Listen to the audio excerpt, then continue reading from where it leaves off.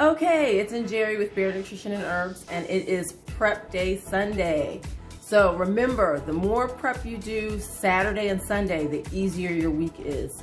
So 1 to 4 hours gets you where you need to be. So one of the big prep items I like to do is make a salad dressing, a homemade salad dressing.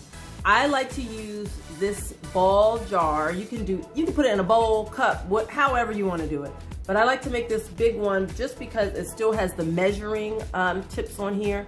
And you know, the salad dressing, homemade salad dressings, all it is the proportions. Well, all cooking is proportions. And so all salad dressings that taste good, oh shoot, I'm messing up. It's 2 parts fat to 1 part acid. And so the fat will be that we're using is the olive oil.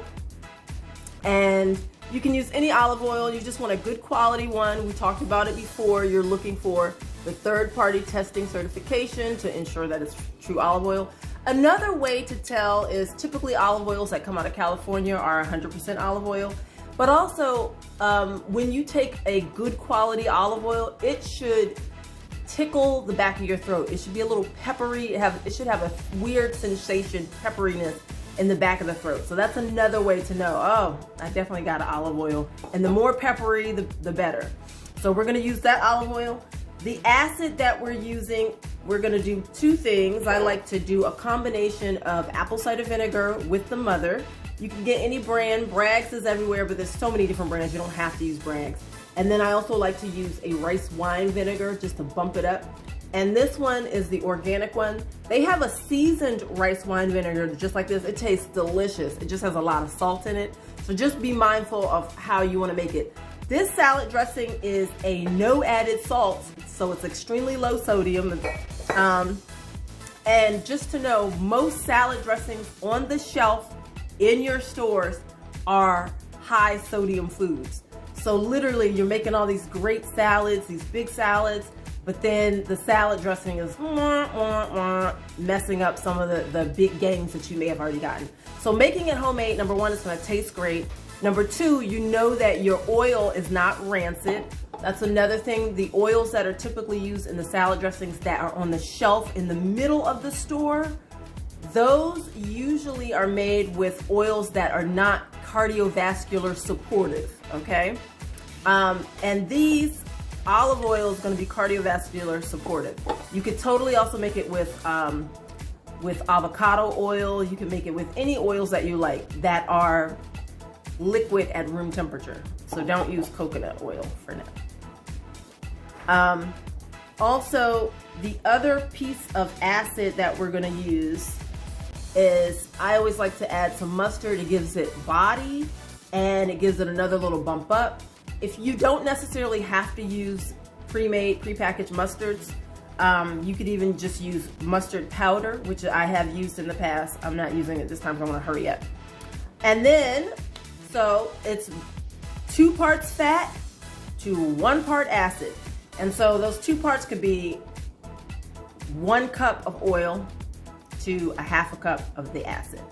All right, the other reason I like to have the acid be the apple cider vinegar with the mother is that this gives your salad dressing, it makes it a live food, because now it'll have live fermented probiotics in it, and then you have your enzymes that help with digestion. So this is a great addition. I like to sweeten my salad dressings. You don't have to. I like to sweeten them. You can sweeten them several different ways. I use honey. Honey is a great emulsifier, so it also brings the salad dressing together so it has a nice body to it. But if you are diabetic or you have sugar management issues, you might not want to use the honey. You definitely don't want to use the honey if you are FODMAP sensitive. Those are the sugars that for some people when they eat them, they get bloating and distension, stomach aches, things like that. And if that is the case, then you want to sweeten with something like maple syrup or even organic light corn syrup. You could totally use that. And then everyone can use this one. You could sweeten it with stevia. And so this might be the way to go if you are diabetic or if you're trying to lose weight and stay on track and not add additional sugar calories in there. But remember, 6 teaspoons of added sugar is what for each day is the allotment as we eat each day, just to keep everything in range, make sure we're not having spikes in our sugar and big falls. So with that said, if you are sweetening it with the honey, with the maple syrup, or with the corn syrup, once you make a big batch, you're definitely gonna stay within your 6 teaspoons for the day when you add that in to your salads, okay? So keep that in mind. The last piece is we want the salad to taste really, really great. Or can you do me a favor? Can you go grab the black pepper, the fresh black pepper by the stove? I forgot to bring that over. So on the other side, on the bottom. On the other side, open it up and then go to the other side. All right, so we definitely want to use some garlic. When I have a lot of time, meaning a Sunday and I'm prepping, I'm gonna use fresh garlic. Also, if you want to have a little more kick to your salad dressing, use the fresh garlic. I use 1 or 2 cloves. You can use less, you can use more.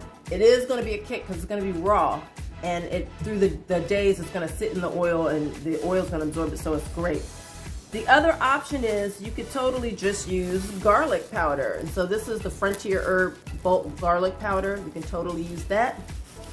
Sometimes I use a little bit of both. And then I love to add chopped onions. The chopped onions that are dehydrated, and you just stick them back in, they rehydrate and they taste really good. If you have issues with FODMAPs, don't add the garlic, don't add the powdered garlic, and don't add that onion piece. What you want to do instead is take your oils and then you want to infuse them with fresh garlic or fresh onions, and then cook with, just use the infused oil. I will put some more videos up about how to do that later. And then this week, you can keep your salad dressing just like that, and then you're just adding some fresh ground black pepper. This is the one I got right from Costco. I think it tastes great. You can totally order from Frontier Herbs, Mountain Rose Herbs. They have great black pepper as well, but Kirkland's does the job, so keep it moving. All right, now, we're gonna actually put thyme in our salad dressing this time. I just throw some herbs in there. You could have no herbs added in, just the garlic, the onion, all that kind of stuff. But you can also throw in rosemary, thyme. Another great one is fresh tarragon, delicious. Oregano, whatever you want to put in. You could also, instead of doing fresh, you could do dried. It's just that I actually had thyme in the refrigerator. May as well use it before it goes bad. All right, and remember, the more you throw in, it's the herbs and the spices that give you the maximum amount of antioxidants, the resveratrol, the quercetin, all those things that help to get inflammation down, that keep boosting our immune systems or keep our immune systems resilient, okay? So, stay tuned. You can look at the next video and I will show quickly how to make the salad dressing. All right, visit us at www.BearNutritionandHerbs. Book a free consultation to find out what is best for your needs. All right, talk to you then. Bye.